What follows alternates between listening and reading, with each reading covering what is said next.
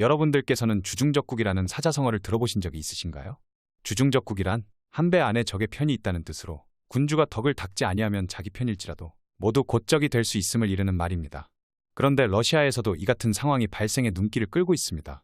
현재 푸틴은 충견의 사지를 물려 23년 철권 리더십의 치명상을 입은 상황입니다. 미국 외교 전문 매체인 포린폴리시는 러시아 용병그룹 바그너의 무장 반란을 두고 초유의 반란은 약 24시간 만에 흐지부지됐지만 블라디미르 푸틴 러시아 대통령은 리더십의 치명상을 입었다고 평가했습니다.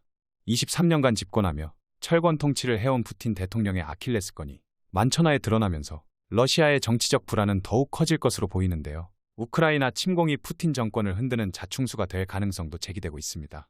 미국 뉴욕타임스와 월스트리트저널 등은 바그너 그룹의 반란을 푸틴 대통령이 맞닥뜨린 가장 심각한 위기라고 지적했습니다.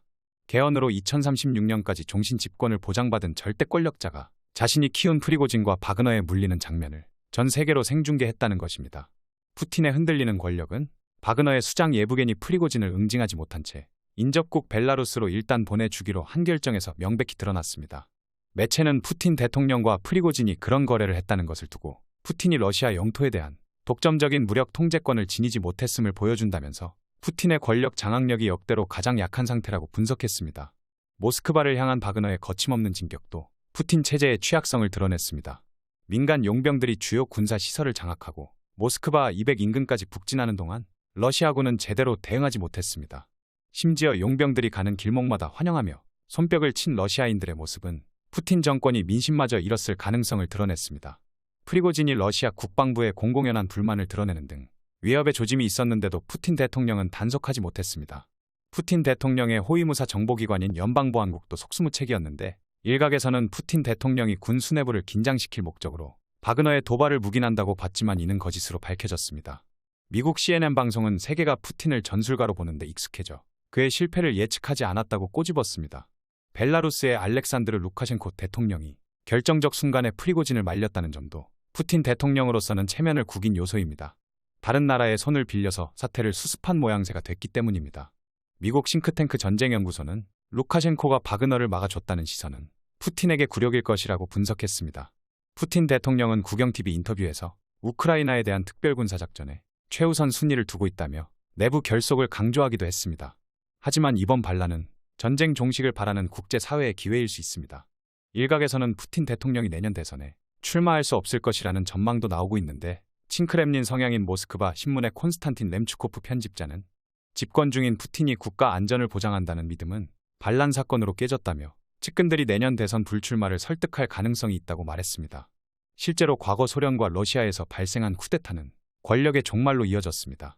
미하일 고르바초프 전 소련 대통령은 1991년 8월 구소련에서 공산당 보수파가 일으킨 쿠데타에 직면했습니다. 반란 세력은 고르바초프를 별장에 감금하며 권력 전복을 시도했으나 실패했습니다. 당시 러시아 공화국 대통령이었던 보리스 옐친이 주도한 반쿠데타 시위가 국민적 지지를 얻으면서 쿠데타의 명분이 사라졌기 때문입니다. 그러나 권자로 돌아온 고르바초프 전 대통령은 거세진 소련 해체 요구를 이기지 못하고 같은 해 12월 사임했습니다. 앞서 옐친 대통령도 1993년 9월 헌정위기를 겪었습니다. 러시아 연방공산당 등이 국회의사당을 점거하고 무장 반란을 꾀한 것입니다. 옐친 대통령은 육군 병력까지 동원한 강경 진압으로 가까스로 권력을 지켜냈으나 지지율은 하락 곡선을 그렸고 결국 그는 1999년 말 6개월의 자녀 임기를 뒤로하고 사임했습니다. 이보 달더르 전 북대서양조약기구 주재 미국 대사는 트위터를 통해 소련의 지도자가 쿠데타를 진압하고서도 몇 달 뒤에는 권력을 잃었다면서 푸틴은 지금으로선 살아남겠지만 지난 24시간은 그의 권좌 유지에 심각한 의문을 제기했다고 밝혔습니다. 하지만 주러시아 미국 대사를 지낸 존 헌츠먼 주니어는 푸틴이 불패를 위해 더 위험한 행동을 할 수 있다고 뉴욕타임즈에 전했습니다. 세르게이 쇼이구 국방부 장관 등 군 수뇌부를 숙청해 시간을 벌면서 반격을 준비할 가능성도 거론되고 있습니다. 프리고진 등의 파벌들을 키운 뒤 서로 견제시키는 푸틴의 분열과 정복 방식의 통치 스타일에도 변화가 불가피해졌습니다. 포린폴리시는 푸틴을 두려워했던 기회주의자들은 덤벼들 기회를 노릴 것이라며 이번 반란을 새로운 전쟁의 시작이라고 전했습니다. 반면 영국 가디언은 1991년 국가보안위원회 강경파의 쿠데타 시도가 구소련의 붕괴를 앞당겼다면서 역사가 반복된다고 말하기엔 너무 이르지만 우크라이나를 침공하기로 한 푸틴의 결정은 그를 권좌에서 끌어내릴 수 있는 중대한 실수임이 입증됐다고 분석했습니다. 나토 총장 또한 이번 바그너 사태가 러시아 정권의 나약함 보여줬다고 평가했습니다. CNN에 따르면 옌스 스톨텐베르그 나토 사무총장은 기자회견에서 바그너 그룹 무장 반란 사태가 러시아 정권의 나약함과 취약성을 보여준다고 평가했습니다. 그는 이번 반란을 자신에게 등을 돌린 용병대에 의지하는 푸틴 대통령이 처한 어려움과 위험을 증명한다고 강조했습니다. 이어 향후 며칠 또는 몇 주 이내에 러시아에서 벌어질 일이 불확실하다고 주장했습니다. 그는 그러면서도 나토 동맹국이 러시아를 과소평가하는 실수를 저질러서는 안 된다며 우리는 계속 우크라이나를 지원해야 한다고 발언해 군사 지원을 비롯한 장기 지원 필요성을 강조했습니다.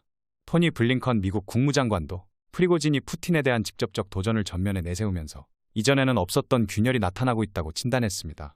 그는 이날 CNN 인터뷰에서 이것이 푸틴 종말의 시작이라고 보느냐는 물음에 내부에서 푸틴 권위에 직접적으로 의문을 제기하고 그가 우크라이나 침략을 시작한 전쟁에 직접적으로 의문을 제기하는 사람이 있다는 사실은 그 자체로 매우 강력한 힘을 발휘한다고 주장했습니다. 그는 프리고진과 갈등을 겪어온 러시아군 수뇌부의 교체 여부에 대해서는 아직 그런 것은 보지 못했지만 앞으로 몇 주 안에 이런 상황이 더 전개될 것이라고 생각한다고 전했습니다. 블링컨 장관은 이날 CBS 인터뷰에서는 러시아가 우크라이나 전쟁으로 군사적 위상 등 모든 부분이 약화하는 동시에 유럽을 하나로 통합시키고 우크라이나를 뭉치게 하는 등 전략적 실패를 경험한 데 이어 내부의 심각한 분열을 맞으면서 푸틴이 앞으로 몇 주 동안 답해야 할 질문이 많이 있다고 말했습니다. 이렇게 푸틴이 위기에 몰린 가운데 미국 정치 전문 매체 폴리티코는 장기적으로 볼 때 더 중요한 건 국민의 반응이라고 강조했습니다. 로스토프나도누 주민들은 바그너 그룹이 자신들이 사는 도시를 점령한 것을 규탄하기는커녕 물과 사탕 등을 건네주며 이들을 환영한 것으로 전해졌습니다.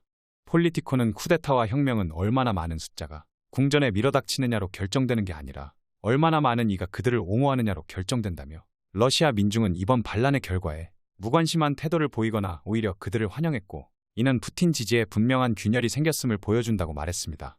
그간 푸틴 대통령이 보여준 독재적 행보에도 많은 러시아 국민들은 푸틴 대통령을 지지해온 것으로 전해졌지만 우크라이나 전쟁 장기화로 인해 벌어진 민심 균열에 이번 반란은 더욱 충격을 가할 전망입니다. 폴리티코에 따르면 러시아의 반란은 이를 시작했던 자에 의해 끝났고 푸틴의 권좌라는 얼음은 깨지지 않았지만 우리 모두는 그것에 난 균열들을 볼 수 있었다고 전해졌습니다. 호세프 보렐 유럽연합 외교안보 고위대표 역시 푸틴 대통령은 바그너 그룹으로 괴물을 만들었고 그 괴물이 지금 그를 물고 있다고 일침했습니다. 그러면서 러시아의 정치체계가 취약성을 드러내고 있고 군부 권력에 금이 가고 있다면서 이는 우크라이나에서 중요한 결과라고 짚었습니다. 한편 푸틴의 리더십 위기에 러시아와 우크라 전쟁 막바지에 돌입했다는 추측이 나오자 대한민국의 똘똘한 재건 기업들이 주목받고 있습니다. 관계자에 따르면 바그너 그룹의 반란은 협상으로 마무리됐지만 러시아의 전쟁 수행 능력이 소진되고 있음이 드러났고 이제는 전쟁 이후도 고민해야 할 때가 됐다고 말했습니다. 우리나라는 우크라이나 재건 논의가 있을 때마다 적극 참여해왔습니다. 최대 80억 달러 차관 공여를 약속해뒀으며 지난해 7월 6일 우크라이나 측은 재건 사업에 한국 기업이 참여할 것을 요청하기도 했습니다. 우크라이나 재건 사업엔 9천억 달러, 한국 돈 1153조 원 규모의 자금이 투입될 것으로 전망되는데 재건 기대감이 생겨날 때마다 영향을 받았습니다.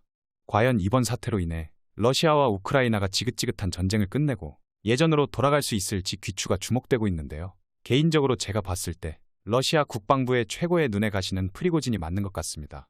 때문에 러시아 국방부는 최대한 프리고진의 병력을 줄이기 위해 프리고진의 후방부대를 미사일로 공격했고 프리고진은 러시아를 위해 싸웠는데 자신들의 부하들을 아군의 미사일로 공격하니 눈이 돌아간 것 같습니다.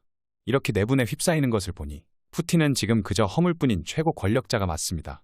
판단력이 거의 없이 간신들이 시키는 대로 하고 그 간신들은 푸틴의 카리스마와 국민들 지지율을 바탕으로 허수아비 역할만 하는 것 같습니다. 하지만 러시아 국민들도 프리고진을 지지하는 만큼 이제 푸틴 시대의 종말도 머지 않았다고 생각합니다. 부디 하루빨리 전쟁이 끝나고 대한민국의 자랑스러운 기업들이 러시아와 우크라이나를 사람이 사람답게 살 수 있는 곳으로 다시 일으킬 수 있길 바라봅니다. 오늘 전해드릴 소식은 여기까지입니다. 페페TV 시청자 여러분은 어떻게 생각하세요? 페페TV는 여러분의 생각이 궁금합니다. 댓글로 여러분의 생각을 남겨주세요. 여러분 행복한 일은 매일 있습니다. 아무도 당신에게 상처 줄 자격이 없습니다. 다른 사람들이 아무렇게나 던지는 말에 상처받지 말고 오늘도 세상에서 가장 소중한 당신에게 잘해주기로 약속해요. 가장 큰 성공은 행복한 당신입니다. 그럼 다음 영상에서 봬요. 감사합니다.